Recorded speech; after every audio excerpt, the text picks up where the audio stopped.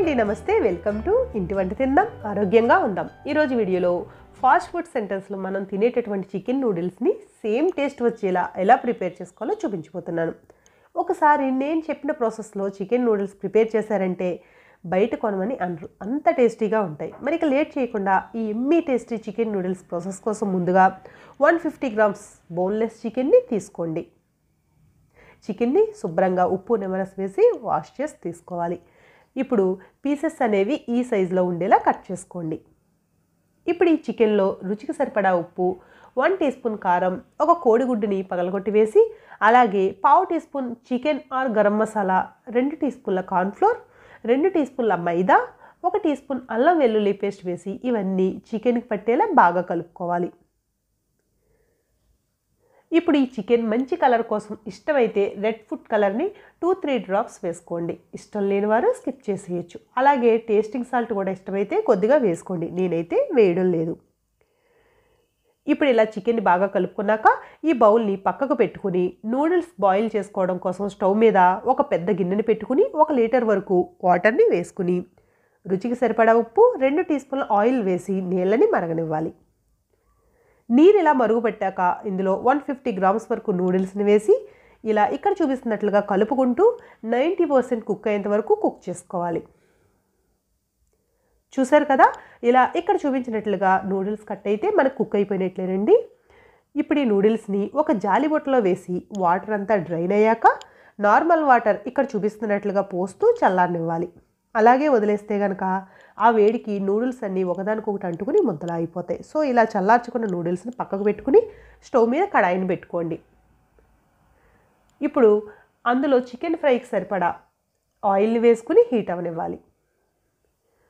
ఇప్పుడు oil heat అయ్యాక marinate చేసి పెట్టుకున్న చికెన్ పీసెస్ని ఒక్కొక్కటిగా వేసుకుని మంటను మీడియం ఫ్లేమ్లో ఉంచి అటు ఇటు తిప్పుతూ ఫ్రై చేసుకోవాలి। ఇప్పుడు ఇలా చికెన్ మంచి కలర్ అలానే క్రిస్పీగా ఫ్రై అయిన తర్వాత వీటిని స్ట్రైనర్తో తీసుకుని చల్లారిన తర్వాత ఇక్కడ చూపిస్తున్నట్లుగా పీసెస్లా కట్ చేసి పక్కన పెట్టుకోవాలి। ఇప్పుడు స్టవ్ మీద ఇలా నూడిల్స్ ఫ్రై చేసుకోవడానికి కాస్త వెడల్పుగా ఉండే కడాయిని పెట్టుకోవాలి। అందులో 2 టీ స్పూన్ల ఆయిల్ వేసుకుని ఇప్పుడు ఈ ఆయిల్లో 2 కోడిగుడ్లను తీసుకుని కొద్దిగా సాల్ట్ వేసుకుని బాగా బీట్ చేసి వేసుకోవాలి।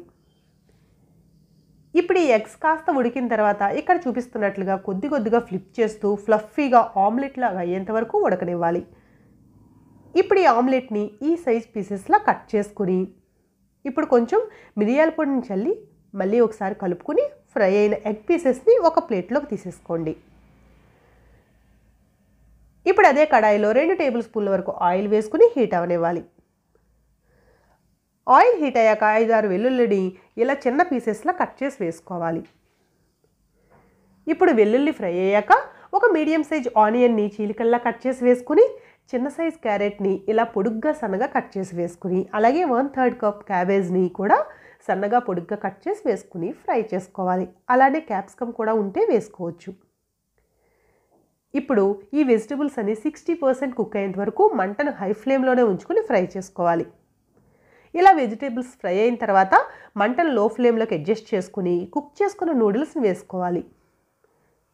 ఇలా నూడిల్స్ అన్నీ వేసుకున్న తర్వాత రుచికి సరిపడా ఉప్పు, 1 టీ స్పూన్ కారం, 1 teaspoon vinegar, 1 teaspoon dark soy sauce, 1 teaspoon green or red chilli sauce, అలాగే ½ టీ స్పూన్ టొమాటో సాస్ని ఉంటే వేసుకోండి, లేదంటే స్కిప్ చేసేయండి। పావు టీ స్పూన్ మిరియాల పొడి, ½ టీ స్పూన్ వైట్ పెప్పర్ ఉంటే వేయండి।